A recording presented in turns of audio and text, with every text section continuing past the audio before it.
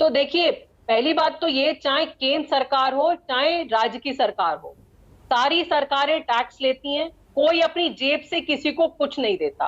तो ये कहना इनकी गिरी हुई मानसिकता दिखाता है कि फ्री फंड में अनाज खिलाया, पहली बात। दूसरी बात, देखिए, सरकार को टैक्स को कैसे मैनेज करे सरकार, यही उसकी एक्सपर्टीज होती है, यही उसकी खासियत होती है। दिल्ली सरकार पढ़े लिखे लोग चला रहे हैं, विद्वान लोग चला रहे हैं, जिनकी डिग्रियां असली हैं। यही कारण है कि दिल्ली की सरकार जब हमें मिली थी तो 30,000 करोड़ का जो बजट था वो आज की तारीख में 77-78,000 करोड़ का बजट है। ये बजट कैसे हुआ? ये बजट ऐसे नहीं हुआ कि आप अपने जो जितने आपके दोस्त हैं, चाहे अडानी हो चाहे अंबानी हो, उनको आप रेवड़ियां बांटे, जो कि केंद्र सरकार कर रही है। 11 लाख करोड़ का एनपीए जो है केंद्र सरकार ने माफ किया है। एनपीए क्या होता है? एनपीए एक तरीके से रेवड़ी होती है जो कि आप अपने मित्रों को बांटते हैं, क्योंकि पहली बार तो वो लोन दिया ही नहीं जाना चाहिए था। वो लोन सिर्फ इसलिए दिया गया क्योंकि पॉलिटिकल पेट्रोनेज थी। वो लोन लेके सारे जो दोस्त थे, चाहे मेहुल चोस्की हो चाहे नीरव मोदी हो, सब विदेश में भाग गए। तो ये होता है रेवड़ी कल्चर। ये रेवड़ी कल्चर अगर हम नहीं रोकेंगे इस देश में, तो इस समय जो देश की अर्थव्यवस्था की जो हालत है कि 45 साल में सबसे बड़ा अनएम्प्लॉयमेंट है। पता नहीं भाजपा के प्रवक्ता कौन से देश में रहते हैं, कौन से स्टार्टअप की बात कर रहे हैं। अनएम्प्लॉयमेंट ये कोविड की वजह से नहीं हो रहा है, 45 साल में। अब आप शांत होकर बैठिए, सुनिए, शांत होइए रीना जी। आप नहीं, ये जो आम आदमी पार्टी की नियत है ना कि आप लोग किसी का भी सवाल ओके, वन बाय वन, एक सेकंड, रीना, रीना एक सेकंड रुक जाइए, मैं दोनों को मौका दे रहा हूं बोलने का, एक एक करके। लेकिन रीना 1 सेकंड, रीना, शुभ्रस्ता को आपत्ति इस बात पर है कि आपने उनको भाजपा प्रवक्ता कहा। It's a personal comment, she is not associated with BJP. वो आपको रोक नहीं रही थी, उनको सिर्फ एक पर्सनल कमेंट पर आपत्ति है। अब अपनी बात पूरी करिए आप। तो देखिए, इस समय जो इकोनॉमी की हालत है, जो महंगाई की हालत है, जो बेरोजगारी की हालत है, ये सरकार से संभल नहीं रही है। हर बात के लिए आप विपक्ष को ब्लेम करते हैं। 18 राज्यों में आपकी सरकार है, केंद्र में आपकी सरकार है, सारा टैक्स का कलेक्शन आपके पास जाता है, आप स्टेट्स को कुछ देते नहीं है। फाइनेंस कमीशन की रिपोर्ट है कि जब से ये सरकार केंद्र में आई है, शेयरेबल पूल ऑफ टैक्सेस जो स्टेट्स को जाता है वो लोएस्ट है। तो स्टेट गवर्नमेंट्स अपनी सरकारें चलाएं कैसे? सारे पैसे पे तो आप कब्जा करके बैठ जाते हैं।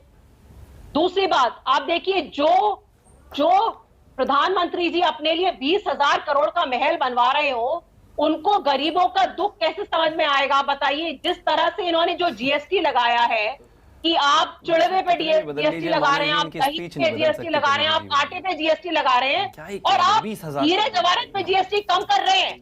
आप कह रहे हैं भाई साहब आपके पास खाने के लिए नहीं है, लेकिन आप रीना, ये कौन से महल की आप जिक्र कर रही थी? सेंट्रल विस्टा की बात कर रही थी क्या? हाँ जी, 20,000 करोड़ का वही महल है। अरे तो वो तो उसमें तो आपके सांसद भी बैठेंगे भाई। कि कोविड के टाइम में जब पूरा देश की इकोनॉमी में पैसे नहीं थे, लेकिन वो महल का जो कंस्ट्रक्शन है वो नहीं रुका था, पूरा देश रुका हुआ था। यहीं पे प्रॉमिस ले लीजिए कि उस सेंट्रल विस्टा में सांसद कोई नहीं बैठेगा। मैं वही पूछ रहा था। मानक खत्म करने दीजिए। हाँ। देखिए, तो एक तो हो गया दिल्ली मॉडल, केजरीवाल मॉडल, जो जनता को मूलभूत सुविधाएं मुहैया करा रहा है फिर भी घाटे में नहीं है। दूसरी तरफ आप देखिए गुजरात मॉडल, गुजरात की सरकार पे 3.5 लाख करोड़ का कर्जा है। सीएजी की रिपोर्ट में लिखा है। और कि पंजाब में कितना है? अरे पंजाब में तो अभी आए हैं ना मानक जी, कुछ महीने हुए हैं। जो अकाली और कांग्रेसी लूट के खा गए, उसको थोड़ा मैनेज करने के लिए समय चाहिए ना। ओके, कितना समय चाहिए? अभी तक सारे वादे आपने पूरे नहीं किए फ्री वाले। अभी 1,000 रुपए महीना मिलना शुरू नहीं हुआ महिलाओं को। 15 लाख रुपए के लिए तो हम कितने सालों से वेट कर रहे हैं, ये 1,000 रुपए के लिए थोड़ा वेट कर लीजिए। लेकिन मानक जी देखिए, गुजरात मॉडल मुझे कंप्लीट करने दीजिए। हाँ। गुजरात में 3.5 लाख करोड़ का खर्चा है गुजरात की सरकार पे, लेकिन फिर भी गुजरात की सरकार ने मुख्यमंत्री के लिए 200 करोड़ का हवाई जहाज खरीद लिया। तो ये तो आपका हो गया गुजरात मॉडल कि आप अपने मुख्यमंत्री के लिए 200 करोड़ का हवाई जहाज खरीद लो, चाहे जनता के पास खाने के लिए पैसा हो, चाहे अनाज हो, चाहे राशन हो, चाहे ना हो। तो दूसरी तरफ आपके पास केजरीवाल मॉडल है, जिसमें कि सरकार की कोशिश ये रहती है कि जो मूलभूत सुविधाएं मूलभूत, ओके, एक सवाल और मूलभूत, मैं इसी पे आ रहा था। रीना थोड़ा बता दीजिए क्या क्या फ्री होना चाहिए एक वेलफेयर स्टेट में या केजरीवाल मॉडल में, जो कि आप पूरे देश में लागू करना चाहते हैं? क्योंकि राजकुमार भाटिया भी बैठे हैं समाजवादी पार्टी से, उन्होंने क्लियरली कहा कि बिजली फ्री नहीं, बिजली सस्ती होनी चाहिए। इसके अलावा क्या, एक बार रिपीट करिए भाटी साहब, क्या कहता? रोटी कपड़ा सस्ता, दवा पढ़ाई मुफ्ती हो, रोटी कपड़ा सस्ती हो। रोटी कपड़ा सस्ता होना चाहिए और दवा और पढ़ाई मुफ्त होना चाहिए। आप तो लेकिन सब कुछ ही फ्री दे रहे हैं। रीना, क्या क्या फ्री होना चाहिए? रीना मानक आती है उस पे, उससे पहले बस मैं एक और बात ये कहना चाहूंगी कि अगर केंद्र सरकार ने इकोनॉमी सही से मैनेज की होती तो इस समय देश में भुखमरी की और बेरोजगारी की ये हालत ना होती कि इतने बड़े तबके को सरकारी राशन पे डिपेंड करना पड़ता, क्योंकि इन्होंने इतना मिसमैनेजमेंट किया है कि आप देखिए कि ज्यादा से ज्यादा भुखमरी इंडेक्स एक होता है, भुखमरी इंडेक्स में हम बिल्कुल नीचे चले गए हैं क्योंकि आपने मैनेज किया ही नहीं इकोनॉमी।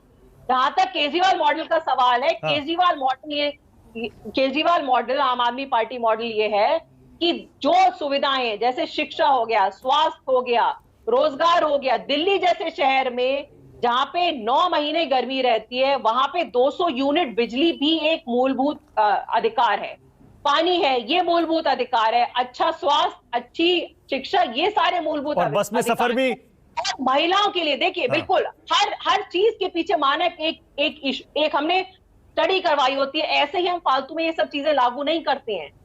बस में जो महिलाओं को फ्री सफर दिया गया है उसकी वजह से महिलाएं घर से बाहर निकल के रोजगार कर पाती हैं, उससे उनका एम्प्लॉयमेंट बढ़ रहा है, जो उससे ओके, ऑलराइट, भाटी साहब एक कमेंट करिए।